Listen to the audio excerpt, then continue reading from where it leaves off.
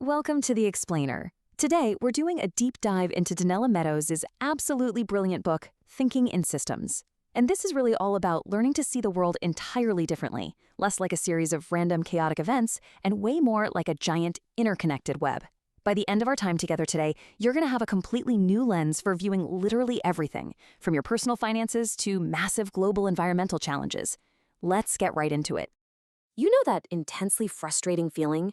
You work incredibly hard to fix a stubborn problem, maybe at your job or in your community. You put in the hours, you finally deploy a solution, and then, well, it just pops right back up. Or, honestly, sometimes a totally new, mutated problem shows up instead. Why does that happen? Donella Meadows calls this policy resistance. And here is the really interesting part. That resistance, that feeling of your best efforts getting absorbed or pushed back by some invisible force, it doesn't mean you failed. It's actually a massive clue. It's telling you that you aren't just dealing with an isolated incident. You're tangled up in a deeply entrenched system. All right, part one, the invisible forces. To stop endlessly spinning our wheels, we really need to shift our perspective and start looking at the structural forces actually pulling the strings. Think about a slinky toy. If you ask someone what makes a slinky bounce down the stairs, they'd probably go with the surface assumption and say, well, my hand pushing it. But take a step back and think about the structural reality. If you take the box the slinky came in and drop it down the stairs, nothing happens. It just hits the floor with a thud. That iconic bounce comes entirely from the slinky's internal structure. It's the exact same with systems. They fundamentally cause their own behavior.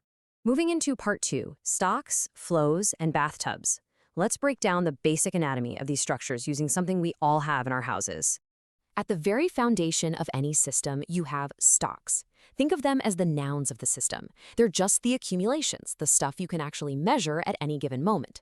That could be water pooling in a tub, the cash sitting in your bank account right now, or the total number of trees standing in a forest. But stocks don't just sit there frozen, right? They're constantly being changed by flows. If stocks are the nouns, flows are the verbs. They dictate what comes in and what goes out. So, sticking with our bathtub, the inflow is the water rushing out of the faucet to add to your stock, and the outflow is the water escaping down the drain, depleting it. It all boils down to three incredibly simple rules. If your inflow is greater than your outflow, the stock level rises. If the inflow is less, it falls, and if they are perfectly matched, the level stays exactly where it is. This might seem like deceptively simple bathtub math, but it applies to absolutely everything, from managing a massive corporate inventory to tracking the carbon accumulating in our atmosphere. Okay, part three, feedback loops in action. Let's see what happens when those stocks and flows actually start communicating. Things get seriously fascinating when the level of a stock sends a signal that changes its own inflow or outflow. That is a feedback loop. And you've got two distinct flavors here. Balancing loops drive towards stability. They want to keep a stock at a specific target, just like your home thermostat, keeping the room perfectly comfortable. Then you have reinforcing loops. These guys are all about amplification. They drive runaway growth, like the explosive snowball effect of compound interest, or, on the flip side, a completely vicious cycle of mounting debt. Which leads us to part four, the system traps. When you combine all these elements in the real world, you stumble into some classic recurring headaches.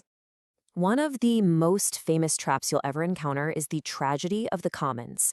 It's a powerful and honestly pretty terrifying concept. It perfectly explains why shared resources, things we all rely on like ocean fish populations or clean air, so often end up completely overused and depleted. It is a total paradox. We naturally assume that big disasters happen because someone out there is acting maliciously. But the tragedy of the commons shows us that perfectly logical, self-interested behavior from an individual can totally inadvertently lead to absolute collective doom for everyone. Let's walk through exactly how this happens step by step. Picture a nice green pasture shared by local herders. Step one herder decides to add just a single extra animal to their flock. For them, it's a huge personal win. They keep 100% of the profit. But step two, the cost of that extra animal, the slightly more chewed up grass, is shared collectively by everyone else. Because that connection between personal action and shared consequence is so weak, step three is inevitable. Every rational person does the exact same thing, adding more and more animals until the entire pasture is just totally destroyed. Part 5, finding your leverage point. If we're stuck in these systemic nightmares, how do we actually break out? Well, and the answer definitely isn't to just push harder on the symptoms or double down on what isn't working. The secret is finding what Meadows calls a leverage point. These are these tiny, highly strategic places hidden within a system where one little push, if you apply it in just the right way, creates massive rippling change throughout the whole structure. Look at this hierarchy of change. It shows us where to get the absolute most bang for our buck. Most of the time, we totally waste our energy stuck down at step 1, just endlessly tweaking parameters like budgets or tax rates. It's actually the least powerful thing you can do. The real power comes as you move up that ladder, altering the feedback loops, changing the actual rules and incentives, and finally, reaching the absolute pinnacle of systemic power at step 4, changing the paradigm itself. A paradigm is literally the source code for the entire system. It's the shared mindset, the set of deep, often completely unspoken beliefs a society holds about how the world functions.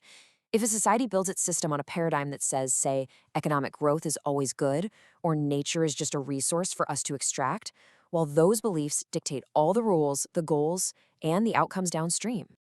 And here is the most inspiring part of all of this. Entire societies, yeah, they might take generations to slowly shift their paradigm. But your personal paradigm, that can change in a single empowering instant. It's that sudden aha moment, the second everything just clicks and you see the underlying web. That personal awakening is the catalyst for all real radical change. Thinking in systems isn't just some abstract academic theory. It is a remarkably practical tool. So I want to leave you with this. Look at those stubborn, recurring problems in your own life, at your workplace, or in your community. Stop pushing on the slinky.